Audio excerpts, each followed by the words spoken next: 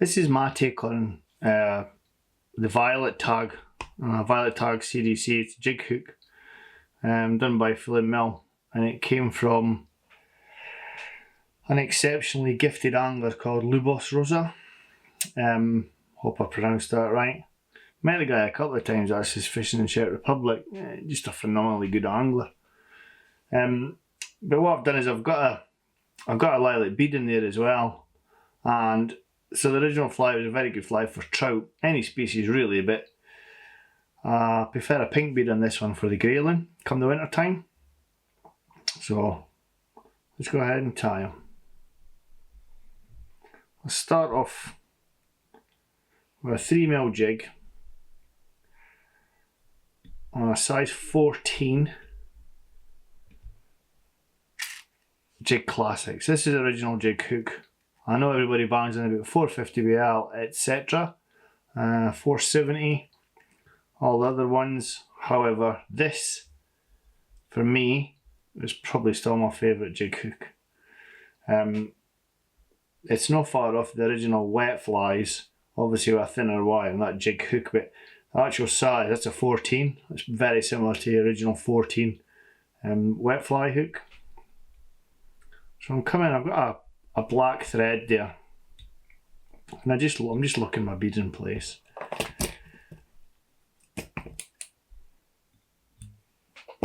One thing I forgot actually. Let me see if I can find this. I forgot one piece of the puzzle. Give the noise. Right, that's this now. So, the beads. I'll show you the beads. This is him there. So they're there. That's the lilac one, and that's a 3mm. Again, a Hanak jig bead for jig hooks, so slotted. So we just got to wind down. Don't worry about touching tongues. The hook shank, and then we've got this stuff. Angelina fibre. I'm trying to remember the name of this one. I'll put it in the tying description, obviously. But you take a little pinch of this, not much, just a little pinch, and twist that in your thumb and forefinger. So you've got a tag, and just secure that. We've got to trim all that away, but I want that tag. So tie that in on top of the hook shank, like so. As you can see, it's quite an amazing colour.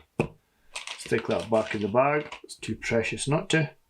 And then a lot of mistakes people make with jigs, flies with tags, is the tag tend to be long.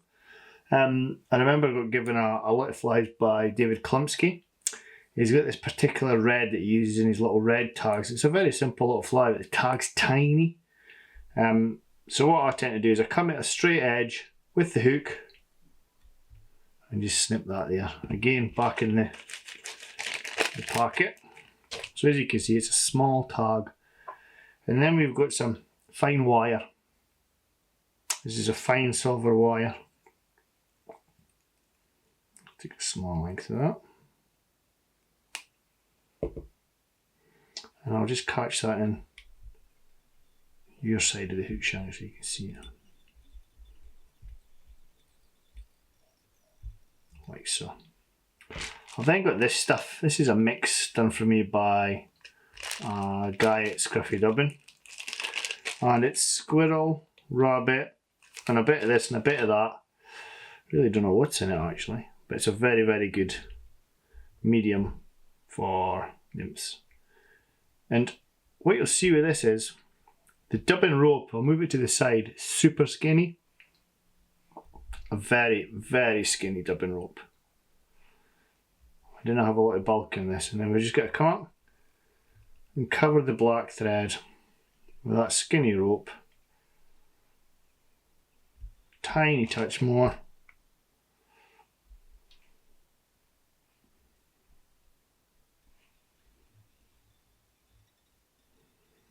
People automatically think grayling flies and they think bulk. Skinny. This is on your dropper.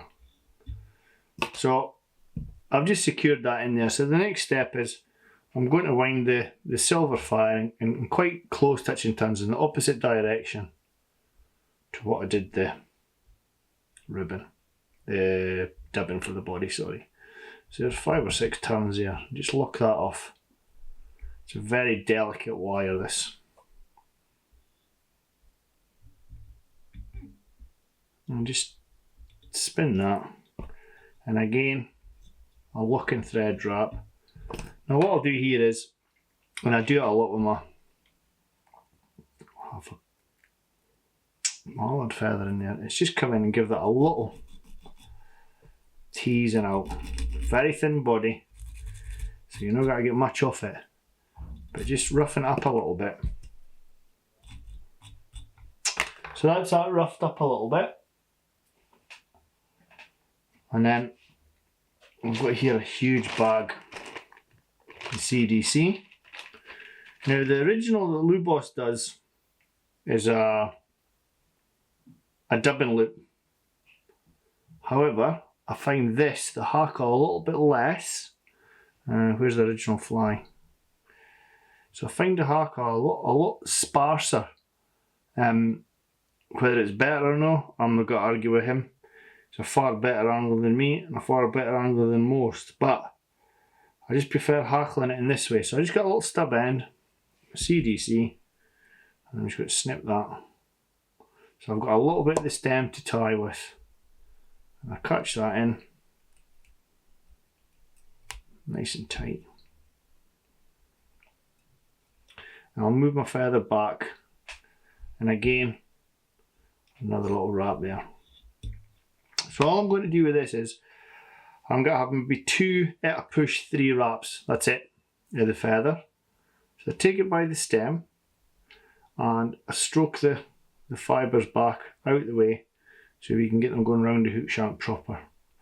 Nothing's going the wrong way. So there's 1 full turn. There's 2. Keep the fibres splayed.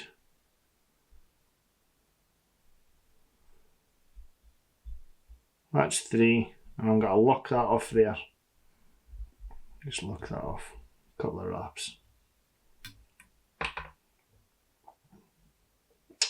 Now we come in with your scissors.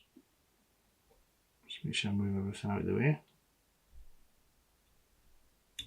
Close as trim as you dare. So it's a very delicate hackle. Very delicate. Just make sure the fibres are out of the way. Yeah, that's looking good. So the final stage is a tiny little bit of dubbing.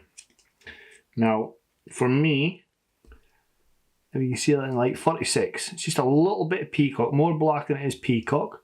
You can see the peacock one further down, but that's, if I get in like 46, I just got to take again, very thin rope. Very, very, very, very, very thin. Again, if I put this to the side, you'll see just how thin that is. Probably need another couple of fibres, like a couple of fibres, like so.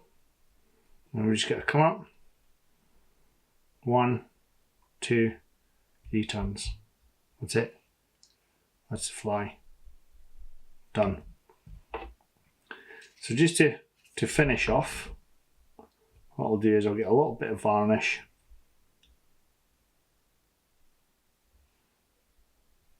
On the thread, and then whip finish into the bead.